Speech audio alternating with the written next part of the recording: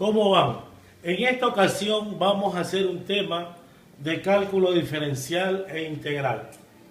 El tema que vamos a analizar es la continuidad y diferenciabilidad de funciones vectoriales. Cuando hablamos de continuidad y diferenciabilidad, tenemos que recordar que en videos anteriores, en clases anteriores, ya hablamos de la continuidad y sobre la diferenciabilidad de funciones de variable real.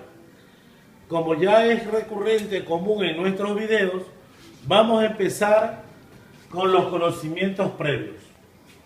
En esta ocasión vamos a hacer como conocimientos previos la notación de las funciones vectoriales, para que usted, cuando esté revisando la bibliografía, se va a encontrar con diferentes tipos de notación y usted ya esté familiarizado.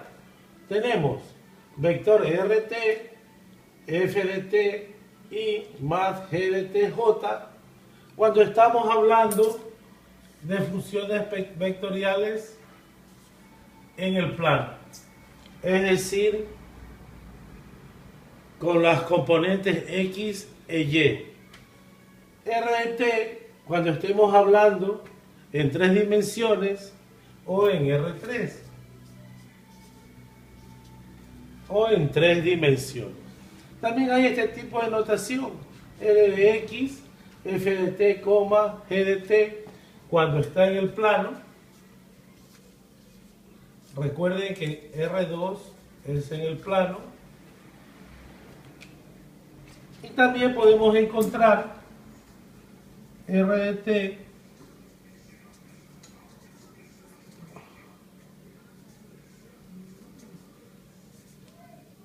cuando estamos hablando en 3 dimensiones o en R3. También debemos recordar la definición de la derivada.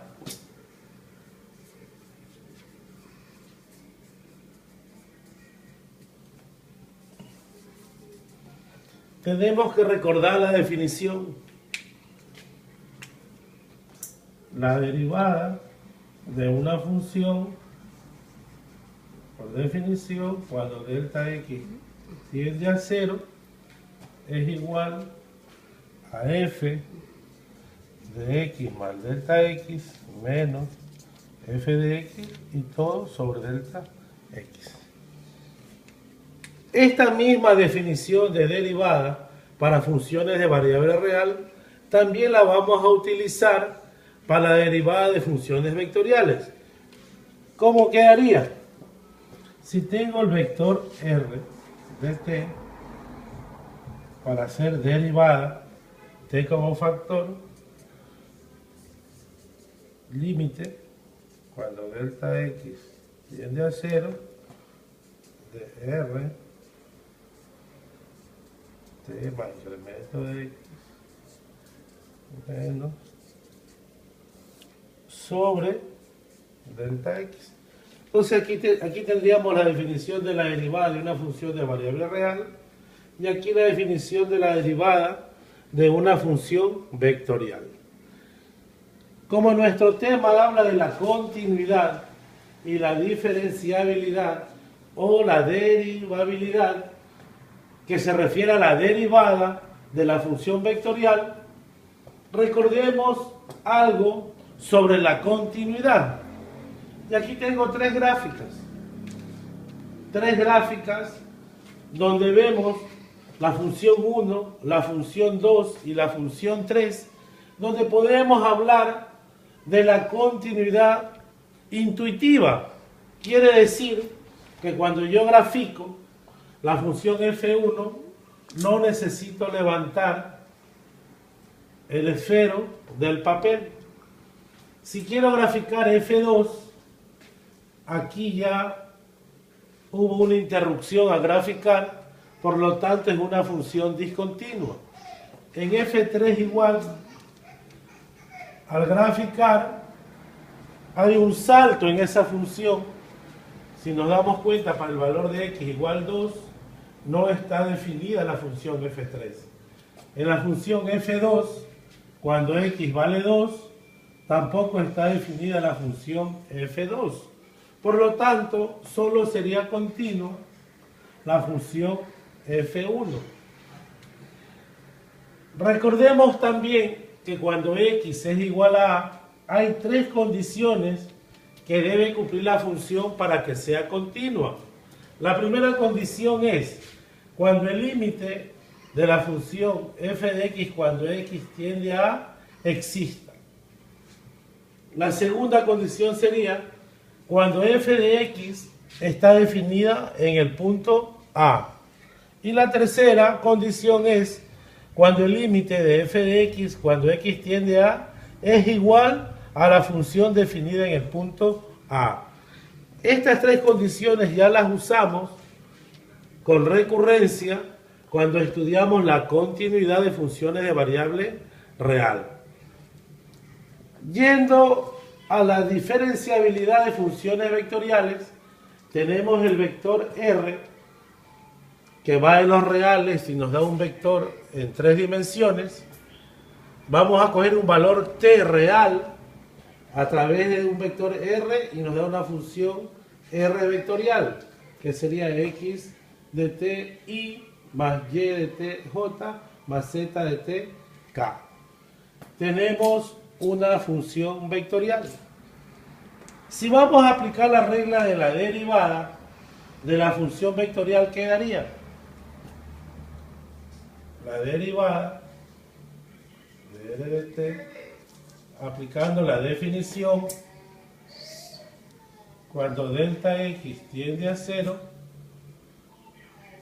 de r de t más delta x más el vector t de t sobre cuando delta x. Si tenemos el vector r de t que es igual a xt, yt, zt, al aplicar la derivada quedaría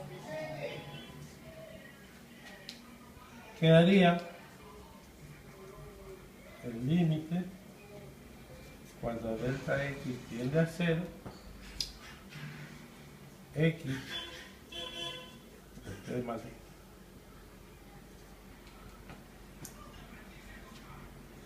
y de t más delta t, zt más delta t, sobre delta x.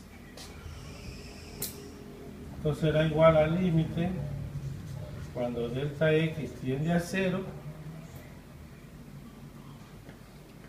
Y no olvidemos restar la función que sería x de t, y de t, bueno, z de t. Estamos aplicando la definición de la derivada en la función vectorial. Ahora me toca restar x t más delta x menos x de t. Quedaría x t más delta t menos x de t, y t más delta t menos y de t, z más t más delta t menos zt, y todo dividido para delta x.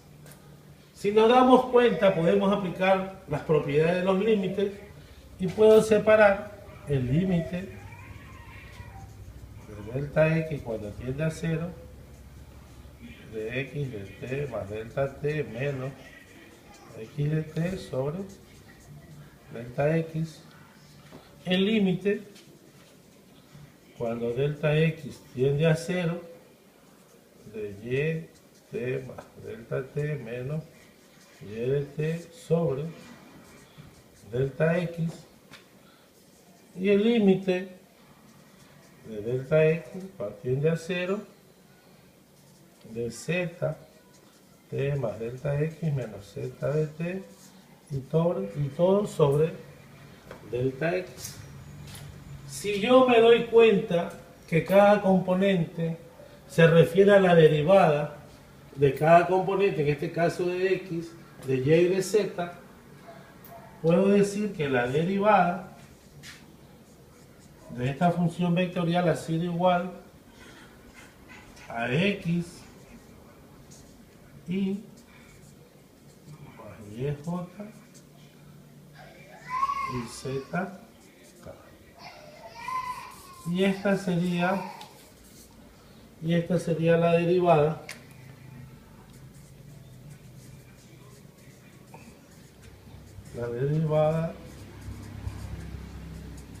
de una función vectorial.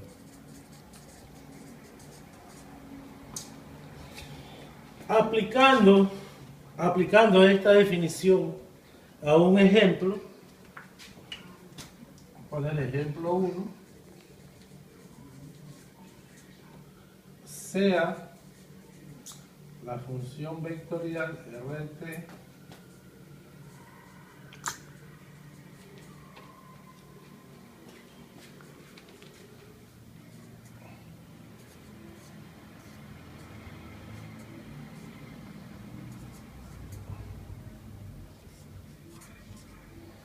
encontrar la derivada de la función vectorial. Aplicando la definición, quedaría la derivada del componente y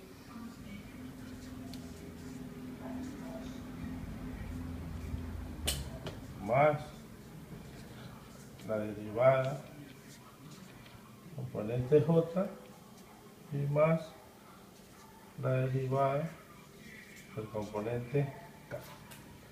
Y así hemos hecho un ejemplo de aplicación de la derivada de una función vectorial.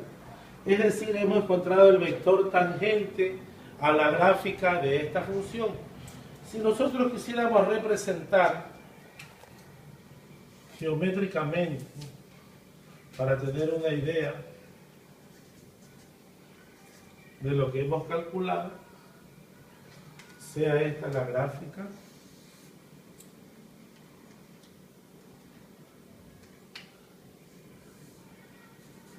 este sería el vector R, y la derivada sería el vector tangente a la gráfica en ese punto. Muchas gracias y nos vemos en el próximo video.